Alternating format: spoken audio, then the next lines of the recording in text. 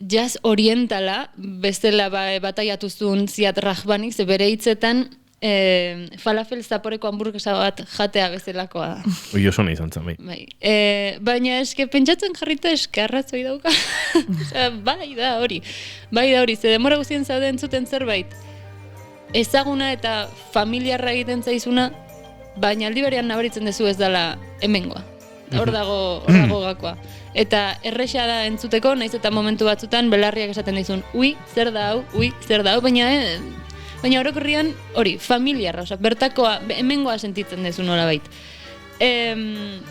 Mendebaldea eta ekialde hurbila batzen dituen genero musikala sortu zuen honen bitartez, eta bere ikuspuntuaren arabera beharrezkoa zen momentu hortan 83an, hain, ez detekarri biniloa eta baina ez dakiz urtekoa dan. Zein, Oriental Jazz?